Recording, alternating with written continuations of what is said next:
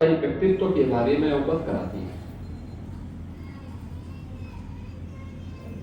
लेकिन अगर इसी दो शब्द के बीच में जो समय किसी व्यक्ति को मिला होता है,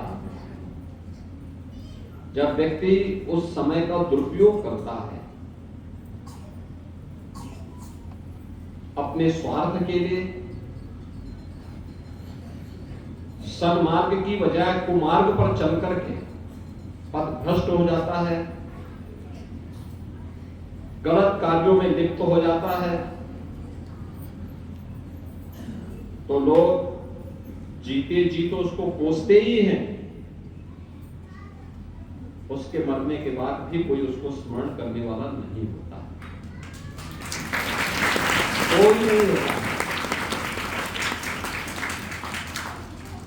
यह जीते जी लोगों के द्वारा सम्मान के साथ स्मरण करना और मरने के बाद भी सम्मान के साथ उसको याद करना, यही व्यक्ति के जीवन का पुण्य है। और जीते जी भी व्यक्ति को कोसना और मरने के बाद भी लोग स्मरण न करें, बल्कि जब नाम आए तो लोग नाक भों सिकोड़ने लग जाए कि जाए अच्छा हुआ ये चला गया, तो वही उसका पाप। याद रखना, अच्छा करेंगे तो पुण्य प्राप्त होगा, बुरा करेंगे तो पाप के भागीदार बनने से कोई रोक नहीं पाएगा। और इसीलिए आज से 5000 वर्ष पहले भगवान वेदव्यास ने क्या कहा था? उन्होंने एक बात, बहुत अच्छी बात कही।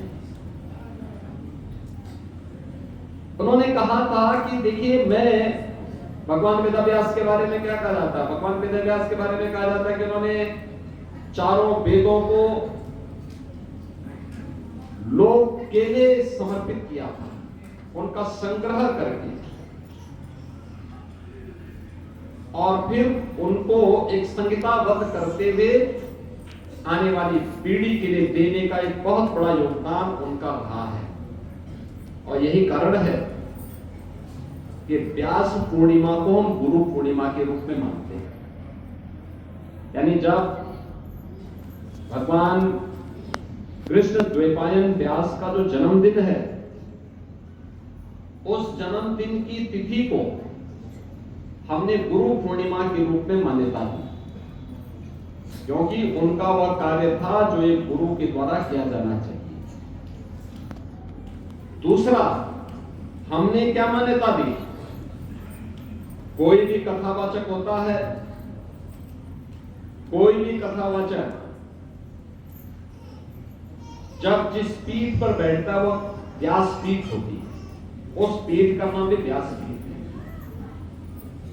यह व्यासपीठ की मान्यता है कि हर सनातन धर्मावलंबी उस पीठ को सम्मान देगा,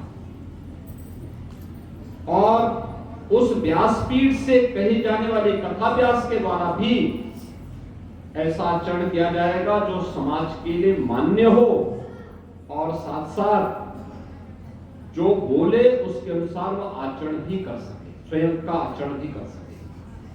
और इसीलिए कथा वाचकों के प्रति, कथा व्यास के प्रति लोग सम्मान का भाव रखते हैं।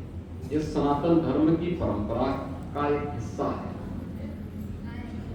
तो 5000 साल पहले भगवान वेदव्यास ने एक बात कही थी, जब उन्होंने महाभारत लिखी। उसके बाद, महाभारत के बाद उन्होंने पुराणों की रचना की, और उसके बाद उन्होंने एक बात अंत में उनको कहना पड़ा। उन्होंने कहा कि मैं सब कुछ देख करके हार चुका हूं, दोनों हाथ उठा करके मैं कह रहा हूं, बार बार चिल्ला चिल्ला के कह रहा हूं कि धर्म ही अर्थ और कामनाओं की सिद्धि का मार्ग प्रशस्त कर सकता है। धर्म के मार्ग से विरत मत हो, अन्यथा धर्म के मार्ग से विरत होने का दुष्परिणाम झेलना पड़ेगा। और वह दुष्परिणाम हमारे सामने उस समय के सबसे बड़े युद्ध महाभारत के रूप में हम सबने देखा। याद करना, धर्म हमारे जीवन का एक महत्वपूर्ण